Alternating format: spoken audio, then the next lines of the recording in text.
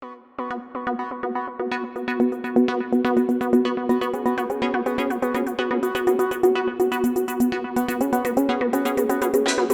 aí, vamos para mais uma análise do que ocorreu nessa semana. Aliás, o que mais teve foi acontecimento digno de serem analisados.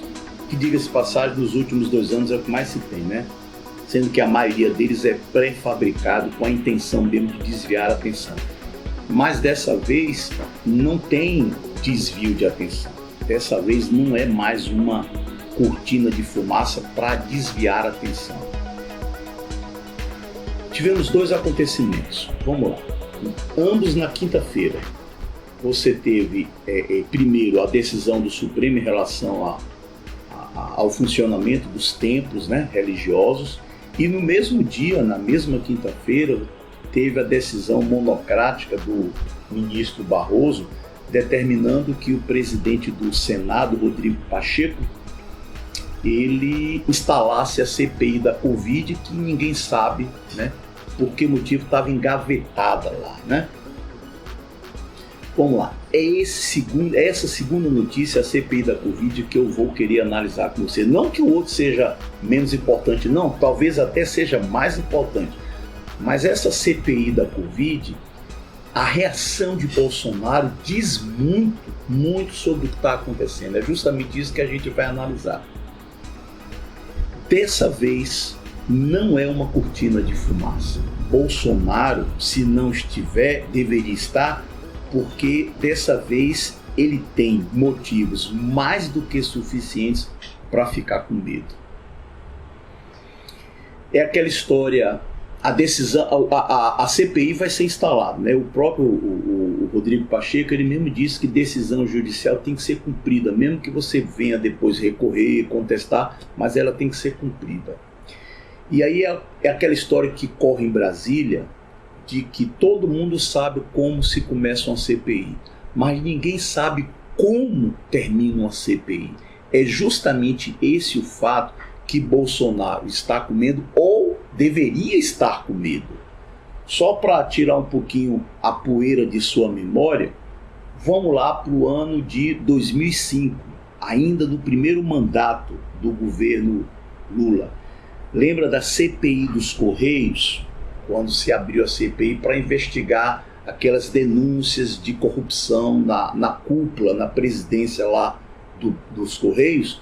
Muito bem, começou com a CPI dos Correios e terminou no escândalo do Mensalão, e a gente já sabe o que foi que aconteceu.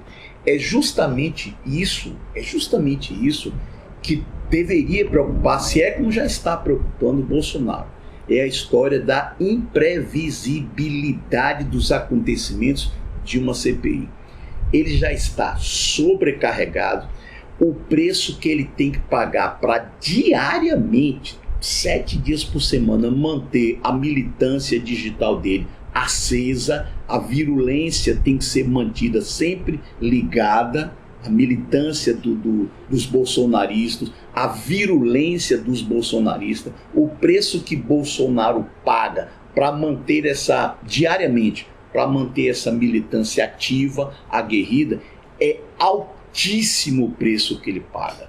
Pois bem, como já se não bastasse os problemas que Bolsonaro tem, as pressões que ele sofre de todos os lados, vem agora a CPI, cujos rumos é absolutamente imprevisível.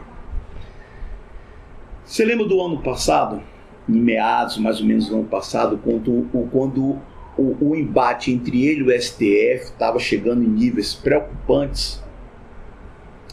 Por sinal, ele até chegou a participar de uma manifestação em frente ao quartel do Exército em Brasília, onde aqueles manifestantes eles pediam o fechamento do STF, intervenção militar. Bolsonaro chegou a participar durante alguns instantes dessa manifestação.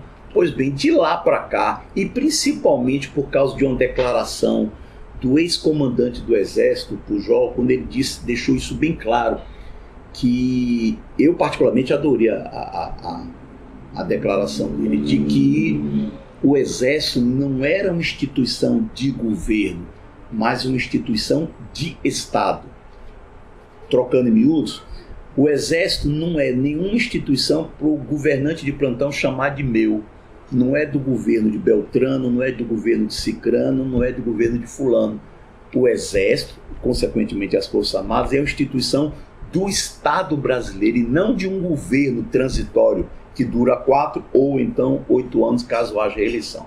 Então, de lá para cá, depois dessa declaração e depois da firmeza, da união do STF, Bolsonaro foi o que aconteceu.